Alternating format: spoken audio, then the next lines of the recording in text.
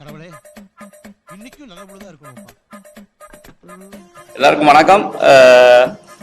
வியாசனவனா இலங்கையிலிருந்து எமது தலைவரின் ஆணைக்கிணங்க நான் சென்னை வந்து சில அரசியல் பிரமுகர்களை சந்தித்தேன்.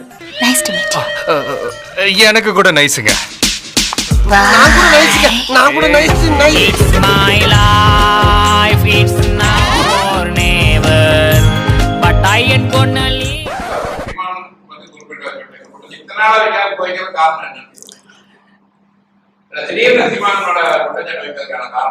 சீமானோட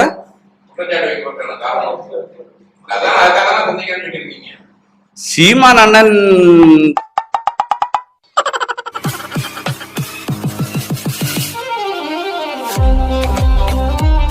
சீமான் அண்ணன் வந்து அவர் அரசியல் பண்ணிட்டு இருக்காரு. பண்ணட்டும், அண்ணன் தானே. ஆனா அந்த இளைஞர்கள மனசுல ஒரு ஒரு ஒரு வன்மத்தை உண்டு பண்ண வேண்டாம். ஏன்னா பாதிக்கப்பட்டது நாங்கள்.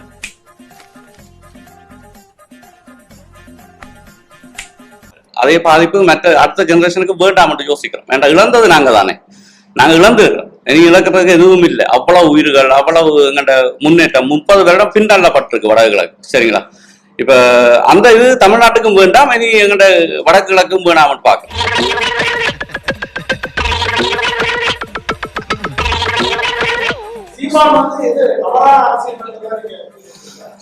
அவர் வந்து உணர்ச்சி பூர்வமான அரசியல் நடக்கிறார், அறிவுபூர்வமான அரசியல் செய்யும்.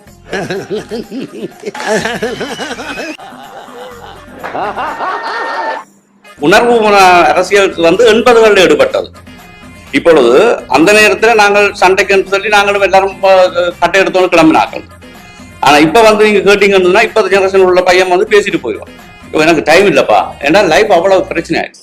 எனக்கு டைம் இல்லை, எனக்கு இதுக்கெல்லாம் வந்து குடும்பம் குட்டி பிள்ளைகள் விட்டுட்டு வந்து சண்டை போடுற அளவுக்கு எனக்கு நான் நேரம் இல்லை என்று அறிவுபூர்வமா யோசிக்கணும்.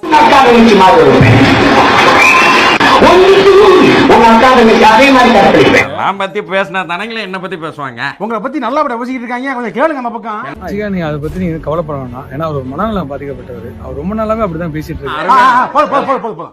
இலங்கையில போர் நடக்கும் போது தமிழ்நாட்டில இருந்து இலங்கை மக்கள் தமிழர்களுக்காக போராடுறது சீமான். யாரு நம்ம பொள்ளாச்சி தம்பிங்களாமா? அவர் என்ன ஹெல்ப் பண்றாரு நீங்களே பாருங்க. ஈழ போர்ல வந்து ஈழ தமிழர்கள் செத்துட்டு இருக்குமோ நீ என் கூட ஆட்டம் தானடா போட்டுக்கிட்டு இருந்த, எல்லாம் வெளியில வரதாண்டா போகுது.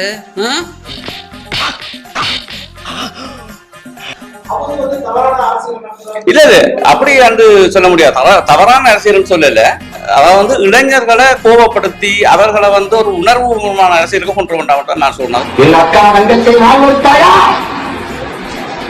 அதே மாதிரி உன் அக்கா தங்கச்சி மாதிரி இருப்பேன்.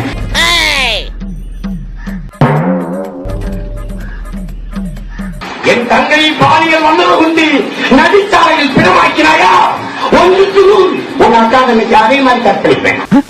பழனிசாமி, என்ன அர்த்தத்தில் இப்படி பேசுற? எதுக்கு நீ வர வர இப்படி பேசி பழகுற? அதே நேரத்தில் சீமான மட்டும் எங்களுக்கு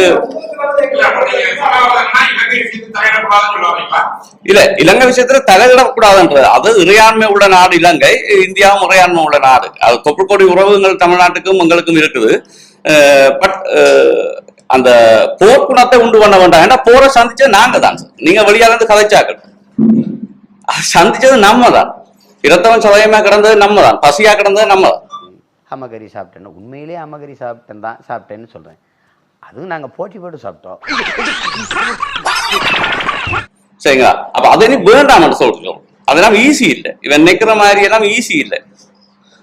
அதாவது எங்கட தேசிய தலைவராலே முடியாத ஒரு விஷயம் சார். நீ நினைக்கிற இவ்வளவு பேர் இறந்துட்டானே, இனிமே என்னென்ன விடுதலை அடைகிறது? ஃபிடல் காஸ்ட்ரோ சொல்றான், விதைத்தவன் உறங்கினாலும் விதை உறங்காது என்று சொல்றான். எங்களை விதைத்தவர்கள் உறங்கிக் கொண்டிருக்கிறார்கள், ஆனால் விதை உறங்கல.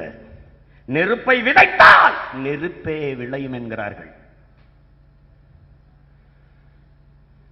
பார், எங்கள் மா வீரர்கள் விதைத்த நெருப்பு வீர விதைகளாக அவர்கள் அந்த மண்ணுக்குள் புதைந்தார்கள். நாம் தமிழர் பிள்ளைகளாக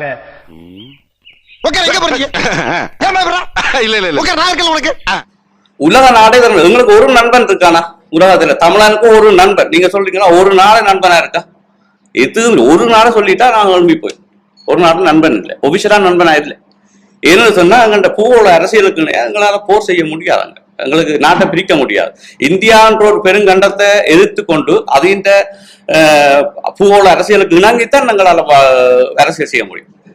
அது எதிர்த்துங்களாக கடைசி வரைக்கும் அரசியல் செய்ய முடியாது. நாங்க சைனாக்காரனை ஹாப்பி ஆக்குறதுக்கோ ஜப்பான்காரனை ஹாப்பி ஆக்கிட்டோ, எங்களோட தாய் வந்து இந்தியா, இதே அண்டித்தான் நாங்க வாழணும். இப்ப என்ன பண்றீங்க? என்கிட்ட 3 ட்ரிப் வாங்கி முடுக்குன்னு குடிக்கிறீங்க. அதுதான் நான் சொல்றேன். அத வந்து இப்ப சீமானன் எடுக்கிறாரு வந்து கடல் சொல்றாங்க, நேவி எல்லாம் பிடிக்கின்றான்னு சொல்றேன் உணர்ச்சி வசப்பட்டு. இப்படியா மீட்கிறது? சீமா எப்படி மீட்பேன்? எப்படி மீட்பேன்? 50,000 பெட்டாலியன் ஸ்பெஷல் போர்ஸ் கிரியேட் பண்ணுவேன், உருவாக்குவேன், சிறப்பு படைய ஆயுதங்களோட கொண்டு குவிப்பேன், ஒரே ராத்திரியில இறக்குவேன், சுத்தி நின்னுக்குவேன், இந்திய தேசிய கொடி ஏத்துவேன், பக்கத்துல தமிழ் தேசிய கொடியும் ஏத்துவேன். கொஞ்சம் கோவக்காரன், சிரிச்சுட்டே தான் இருப்பேன், ஆனா சிரிச்ச மாதிரியே டே லூசு அப்படின்னு திட்டிடுவேன். ஆனா அதை வந்து நீங்க விரும்ப மாட்டீங்கன்னு நினைக்கிறேன். ஆனா நேவி பிடிக்கிறது வந்து முல்லைத்தீவு, நான் கண்கூட பார்த்தேன், முல்லைத்தீவு கடற்கரை வரைக்கும் தமிழக மீனவர்கள் வந்து மீன் பிடிக்கிறாங்க. அது ஒரு ஒரு வாழ்வாதார பிரச்சனை இல்ல. 2 நாடு, நான் வந்து மீனம்பாக்கம் ஏர்போர்ட்ல வந்து இறங்கும் போது விசா இல்லாம வந்துட்டு நான் தமிழகன்னு சொல்லிட்டு படியா வர முடியுமா? முடியாது இல்ல. அதுக்கு நாட்டுக்குன்ற ஒரு சட்டம் இருக்கு, எல்லை இருக்கு, எல்லை படை இருக்கு, ஏர்ஹோசஸ் இருக்கு, அங்க நேவி இருக்கு, அதெல்லாம் மதிக்கணும். இல்ல இப்ப என்ன விடுதலை புலிகின்ற காலகட்டத்துல வந்து நாங்கள் இப்ப உயிர்பறிகள் ஏற்பட்டதா, அது நேவி சுட்டதா, அது ஆறுவனன்றது தெரியாம சுட்டதா, அது நாங்க இப்ப தவறுதான், சிங்கள ராணுவத்தின் தவறு, அதெல்லாம் சரியான கண்டிக்கக்கூடிய விஷயங்கள். ஆனா இப்ப நாங்க ஒரு படையை கட்டி நாங்க அங்க போவோம் இங்க போவோம்னு சொல்றது இளைஞர்களை வந்து ஒரு கொதிநிலைப்படுத்துது, அது வேணாம். தெரிஞ்சுக்கிட்டியா? சீமான் வந்து இளைஞர்களை கோவப்படுத்தி அரசியல் பண்ணிட்டு சரியான பாதை இல்லை. அது சரியான பாதை இல்லை. இது சிங்களத்துல இருந்து வரக்கூடிய ஒரு தமிழர் வந்து தமிழ்நாட்டுல சொல்றீங்க, சிங்களத்துல இருந்து இலங்கையில இருந்து வந்திருக்கக்கூடிய ஒரு தமிழர் தமிழ்நாட்டுல அரசியல் பண்றதை சொல்றீங்க. இல்ல அப்படி என்று சொல்லல, இளைஞரை கோரப்படுத்தி இப்ப நம்ம போரை சந்திச்சுனாங்க, நாங்க இழப்புல சந்திச்சாங்க, இதே மாதிரி இழப்பு உங்களுக்கும் வேண்டாமே என்று சொல்லி சொல்றேன். நீங்க வந்து இப்ப இளைஞர்களை கோவப்படுத்தி அவங்களை வந்து வன்முறையில் ஈடுபடுத்தினா தேவையில்லை, அண்ணனுக்கு புரியும் அது. சரி, அப்ப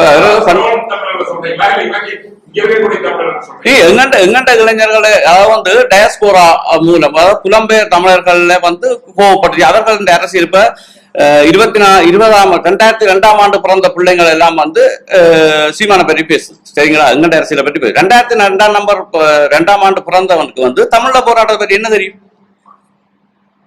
2001 சமாதானம் வந்ததோடய போராட்டம் முடிஞ்சது. அப்ப பிறந்த பிள்ளைகள் எல்லாம் இதை பற்றி பேசும்போது அவ்வளவு கொடூரமா பேசுது, புலம்பெயர் நாட்டுல, லண்டன்ல, பாரிஸ்ல. அப்ப இதெல்லாம் வந்து சீமானாடு. அப்ப இது வந்து அவர்களுக்கு இந்த போர்ட் நம்ம வேண்டாம் என்று சொல்றேன். நான் திரும்ப சொல்றது தலைவராலேயே முடியாத ஒரு விஷயம்.